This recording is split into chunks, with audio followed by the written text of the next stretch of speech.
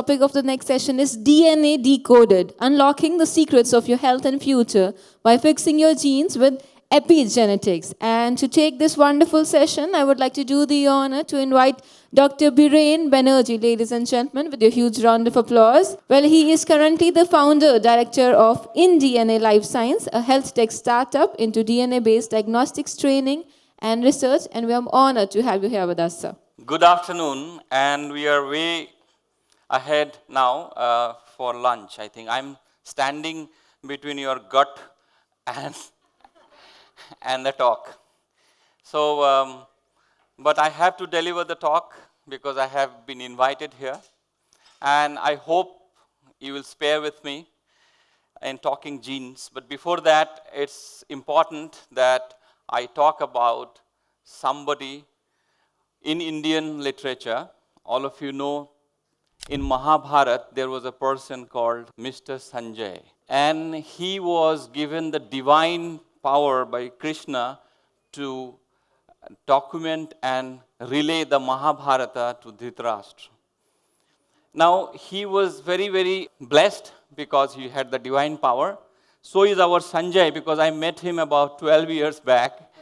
And he has this great vision of knowing what is happening in the wellness space in the whole world, not only in India, in the whole world. So he will tell me that this group is doing that, that group is doing that, this is fantastic, this is happening in Middle East, this is happening in California. So hats off to Sanjay. The culmination of that entire 12 years of effort is what we are seeing today as India's first longevity medicine. The mention of Mahabharata is also another thing is, Mahabharata brings the character of Bhishma. He is probably in the modern history, I'm not talking about Puranic history, 3,200 years back, Bhishma lived the highest number of years a human being can even live. And it is a documented history. Now, there will be very few people here who will not agree that Bhishma was a human being who lived for about 5 or 6 centuries. So this is where longevity is talking about. So let's see, genes do matter. I will first say that to all of you that do not take DNA or genes out of the window, that it only plays 20% role in your life. If there is no DNA, you don't exist.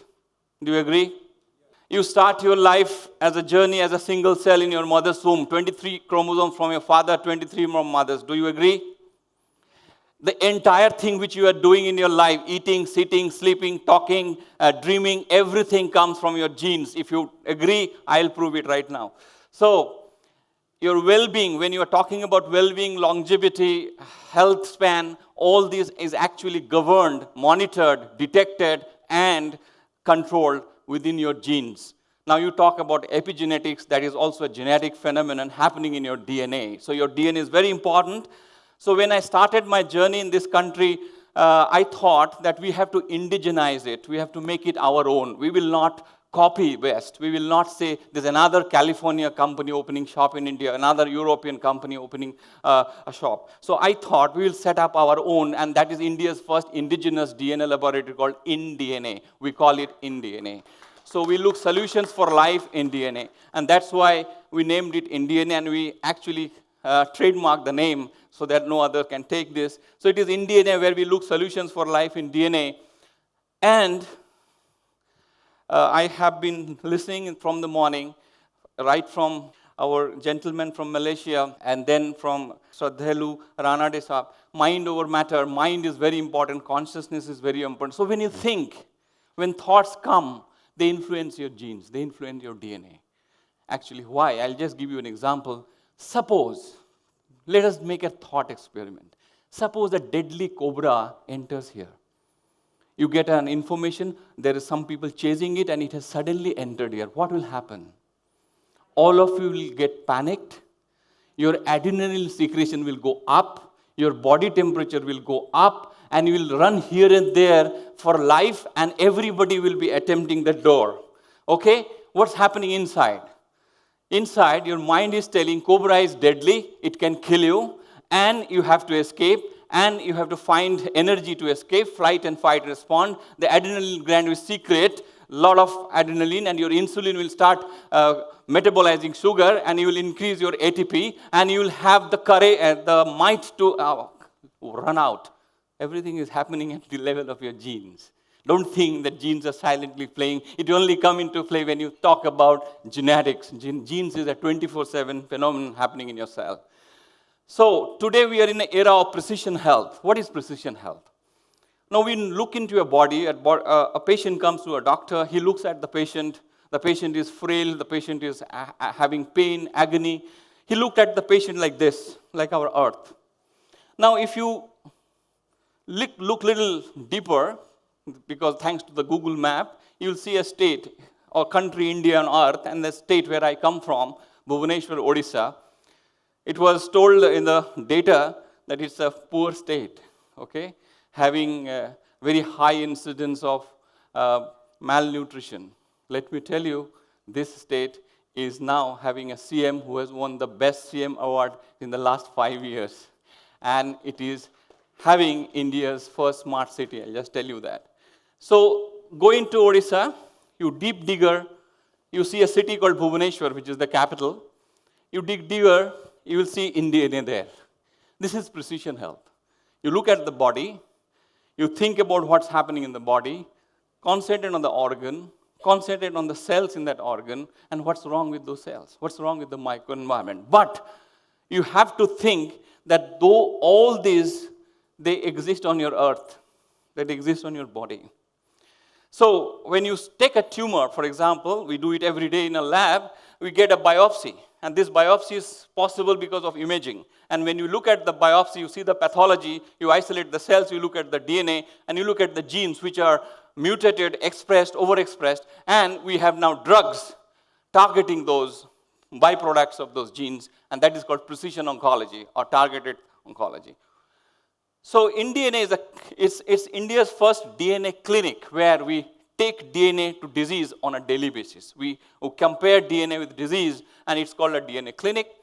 And this is where we have a precision health clinic, we have a lab, we have an integrated setup. Now, this city has defeated 98 other cities of the country in Nitin Gadkari committee. I landed up in Bhubaneswar because of this program of Smart City in Singapore, where they were mapping the possible smart cities in the country. And there I saw Bhubaneswar popping up. And then when the new government came in 2014, the first phase of Modi government, Nitin Gadkari committee found out that Bhubaneswar is the first eligible city to be the smart city, and it has become a smart city. So I live in the smart city. Today I'm talking to you about epigenetics, telomeric basis of aging, and then maybe epigenetic mechanism, lifestyle disorders tomorrow. So there's a transition from cell-based approach to DNA-based approach. We have to agree to that. We no more only do blood test, we no more only do stool test or serum test, we do DNA test also today. And so there's a transition from clinical, morphological, anatomical pathology to molecular pathology, which we call it molecular medicine. How is it possible? In the last 30, 40, 50 years, we have aided ourselves with technology. So we can see from with an unaided eye up to a frog egg. And then when we need microscopes to look into our cells, we need further higher microscopes, electron microscopes, to look into viruses, mycoplasma, ribosomes, proteins, and even atoms. So this technology evolution has actually made this transition. And if you see the entire biosphere of Earth, if you see, right at the center, you have very, very small organisms. And there may be viruses, there may be mycoplasmas in your lungs, there may be protozoans, there may be single cellular organisms, and importantly, your gut, your entire body, not only gut. When we talk about microbiota, we'll talk about gut. Your skin has so much of microbes, your oral cavity has so much of microbes, your ear has microbes, your eyes has microbes. Everywhere in your body you have microbes. Gut has larger concentration. So we have more microorganisms inside our body than the whole number of cells we have. And we have inherited these cells from your father and mother, that was single cell of origin. What about the microbes we have acquired? Right from your wombs, your mother's womb, you have started acquiring them. And when you are born, your lifestyle, your food, your environment, your entire habits have actually made your entire microflora of the body, and that is dynamic for your exam. That is dynamic, that is not static, that keeps on changing. So, the precision medicine is precisely finding reasons and associated with disease. It is finding the right treatment for the right person at the right time, the right way. And it was actually, precision medicine came into picture because it became one of Obama's policy. And today, the future is already here. We are all here. We have moved from symptom-based or intuition-based. I think you have an influenza, or I think you have typhoid symptoms. I think you have jaundice. You have moved from intuition-based to pattern-based or evidence-based. And slowly, we can go into precision-based. Today, we will have more of database or algorithm-based. So we are personalizing and we are precising our medicine. And we think that we know entire genetics. We know the DNA because we have the genetic code uploaded in the internet space. But actually, we know very little about the book of life. We have 3.4 billion letters in one genome. And those letters makes proteins, some of them, which we call genes. Only 2% of them make proteins. What about the 98%? We hardly know anything about them. So if we think we know how to read the book of life, we are actually far from it. So, but we have some technologies from the last 2 decades where we can know from single genes to gene panels to whole genome. We can even sequence the microbial genome. And we know that there are certain areas where there are defects or the gene is not functioning properly. That is functional genetics or functional medicine. This is very popular. It has been in the Times magazine.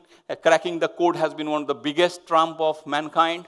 And FDA, 10 years ago, FDA has first given a law that genetic tools or next generation sequencing can be used in clinical management of diseases. Started with cancer, but now almost all diseases have NGS.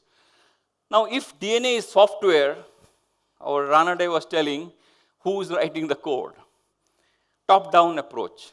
So, Dr. Patana was telling, we are our own doctor. Actually, we are our own software coder also. We write our own codes. We start our journey as a single cell, and then we go on increasing the number. So now, from one single cell, you get into a being. And in about 38 weeks, about 9.5 months. This is the biggest miracle in this universe. If you ask me as a biologist, I still get goosebumps to think, how can one single cell be programmed so well in that genome that it becomes a baby in 38 weeks? And that baby is a miracle baby because it grows up and its intelligence, its perception, and its skills are completely different from other animals, and it is one of the most intelligent being. So this is where the genome, or how the genome functions. The 3.4 billion letters in your one single cell has given rise to a baby. Now, just to give you brief ideas, I can only see few familiar places like Dr. Xavier and Millie and people, but there are others. So I'm just giving a brief that chromosomes are there in your cell only when the cell divides, when the cell needs to grow. Other than that, it is all in the chromatin phase. And that DNA chromatin is all the time compact. Why it is compact? Because the cell doesn't want the genome to talk in the language of proteins all the time. It has the proteins, but when the proteins are needed or a function is needed, it expresses. That compaction control is basically epigenetic. It is chemical modification, either methylation or acetylation. So epigenetics is the study of heritable changes in gene expression without changing the DNA sequence. So if you're physically not changing the DNA, either by mutation or by deletion or by breakage or by physical damage to the DNA, if you're not doing any physical change to the DNA, other changes which has been acquired because of your environmental interactions, for example, the Delhi pollution, or you are going to another country or another food you are eating, or you are stressed or you are angry, continuously you are angry or increasing your stress levels, your hormones are different. Those marks are being captured in your genome by chemical modification of the genome, which is epigenetics, and that is dynamic, that is not static, and it changes. So epigenetic changes actually are responsible for your gene work or gene expression. Now, when a child is born, okay, we call the child's phenotype. How is the child? Does it look like the father or the mother? Is the eyes like the father or the mother? And the mother will always say it is like the father. Okay, so symptoms, physical appearance, color, skin. Then we look into the genome. If you look at the DNA of the child, one cell is enough to look at the DNA of the child. We call it genotype. Now, that is how we call it genetic. It's in the family, running in the families. Now, that genetic word has expanded. It is not only running in the families. You inherit your genes of your father and mother, no doubt about it. But what you play with the genes, how you play in the playground is important. Give you example. All of you know him, right? What is his age? 67. Okay. I don't see Dr. Patana because he is 64. He was telling I'm 64. This guy gives him a run for his money. Okay. Now, he is only 1 year elder to him. Only 1 year. Does he look like his father? Only elder brother, 1 year old. Yeah, same time. Almost same time. Same time. I'll tell you, during COVID period, he posted this in his Instagram that I am jogging on the Zuhu beach. Okay, Instagram. And this is even after that actually. You know, this is genes. This guy is, the first guy's daughter. Okay? This is again playing how he is playing the game. That guy's son is also here. Whatever he does, if 3 months, 4 months he doesn't exercise, he becomes back to his father's time. This is genetics working. So I'm making you believe that genes play with the environment. Nothing else, it is just for corollary, a little bit of commercial Bollywood break. Okay, back to science. Now, DNA methylation. Now, what is methylation? It's methyl group, a chemical group. This methyl group is basically added to a, in DNA we have only 4 types of chemicals or 4 letters called A, G, C, T. So the cytosine group basically has a chant for methylation, or they undergo methylation.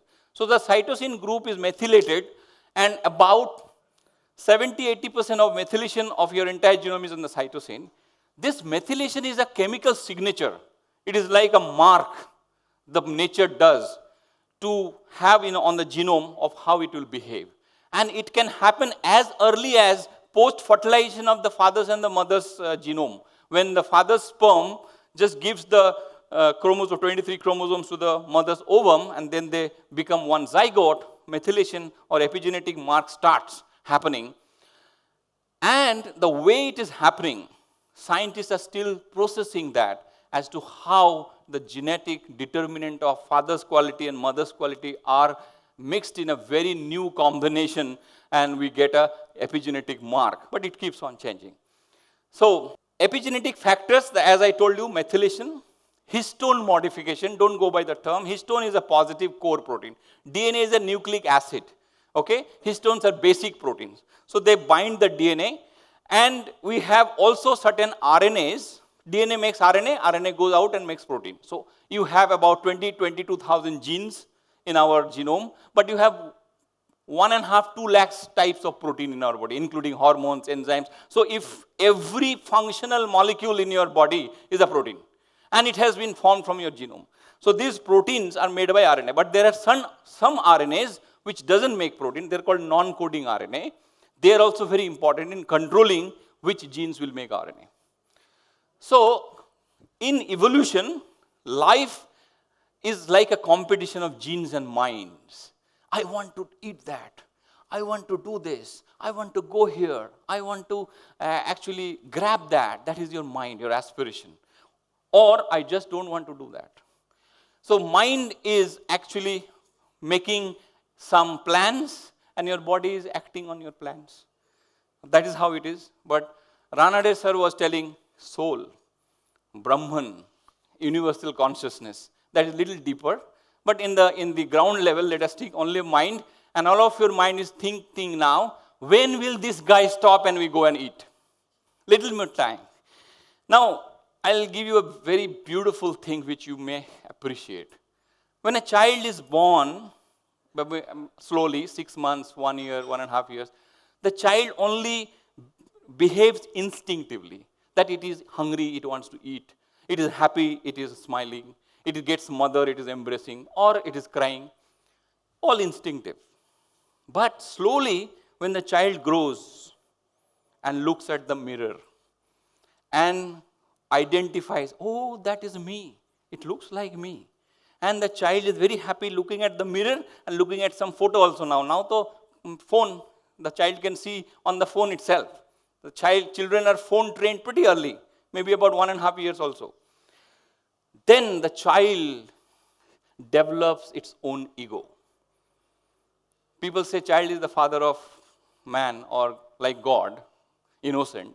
But when a child develops ego, when it identifies itself, either on the phone or on the mirror, the ego starts happening. From that time, the child starts having disease in the body.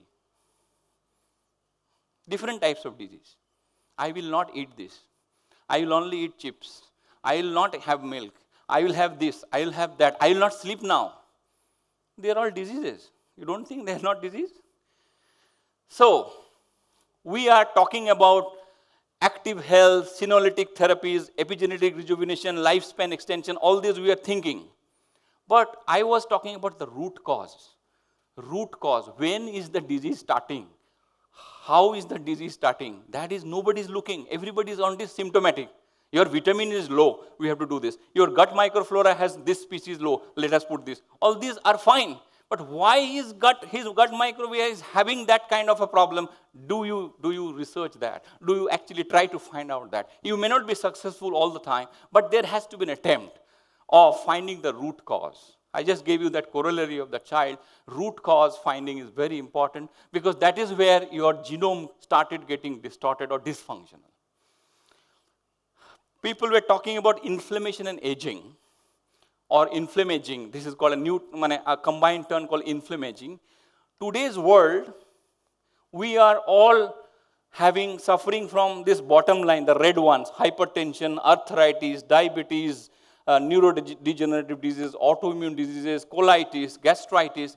These are all abnormal situation of your balance. Either it is cardiometabolic balance or your physiological balance or your sugar balance, or your thought balance in the mind, all this. And chronically, not once, chronically, 24/7 chalta rehta hai. We are not realizing it. So that is giving rise, this is bottoms up. Rana Dev was talking top, bottom. We are talking bottoms up here. Root cause going up. And there we are having chronic inflammation or chronic imbalances, which is creating hormonal dysregulation, metabolic rearrangements, and all those. This is where, if you find those root causes, if you try to find, then you can treat them with different natural compounds. Always remember, I have been told by one of my gurus that if nature has a problem, nature also has a solution. Our entire universe is never work in isolation. It always work in pairs. If there is light, there is darkness. If there is happiness, there is sadness. If there is one planet moving like this, another one is moving like that. If you have a positive spin, you have a negative spin. Okay, so it's always in pairs. It cannot be isolated. So definitely there are solutions available. We have to find and integrate. But quick fix solutions, the great medical industry, or the great English medical industries. Quick fix. Acidity, pop a pill. Migraine, pop another one. Okay. So, epigenetic aging signatures need to be understood. So, Dr. Alok Chopra was talking about a mice experiment. So, this mice experiment was basically mice live for about 1.8 years, about 2 years, say. Some mice live up to 2 years. But their lifespan may not go beyond 2.5 years. So there were experiments with some of the genes which are blocked. The mice started living longer. Now if a mice starts living 3 years, or 4 years is equivalent to humans living 120 years. That is the correlation. And there was a scientist called Ticia DeLange in California. She was a stalwart in aging research. So Ticia DeLange's postdoc, Cynthia, cultured those mice. So that's why we call it Cynthia mice. And she could experimentally show that mice's lifespan can be doubled. She did that. And that was, there were many components. I'm not going into the nitty-gritties, but one pathway called rapamycin pathway was triggered, and they were fed with that. So if you can do nutritional intervention as per the epigenetic program and DNA methylation, you can modify epigenetic clocks. And this has been proved by biological experiments today. So what we do at InDNA, briefly I'll tell you. We start to understand precision diet. Everyone, somebody was asking about coffee and blood pressure. Now, coffee is not an Indian food actually. It never existed in India. It was introduced by our foreign rulers. So was tea. But tea is more natural, coffee is more specific to one type of plant or two types of plants. Tea can be many different. So coffee creates, some people are slow metabolizers of caffeine. Slow metabolizers. They are not fast metabolizers or medium, they're slow. So if you are slow metabolizers of caffeine, that caffeine persists in your blood. That caffeine persists in your physiological system for a longer period, and in return, it suppresses many other pathways which are important for other hormonal or physiological balances. So therefore, caffeine metabolizing is important. So we understand nutrition or food in terms of your genetic makeup, that is one. Then the power of personalized nutrition. Can we personalize the diets for people? Then tailoring diets according to genetic makeup. Then micronutrient optimization is very important. Micronutrient today we are deficient because blame it on fast food, blame it on our quality of food or soil or the usage of pesticides. All these, our micronutrients, which was color food and beautiful plates, are not there. So we need constant micronutrient supplementation, precisely, which is precision supplementation. Then prevention and treatment of chronic conditions, nutrigenomics, whether it is actually doing any work. You are writing some nutrition, you are giving somebody some nutrition, whether it is working, whether that person is benefiting, can you measure it? Can you kind of assess it? Do you have that tool? That is important. This is how we assess personalized diet.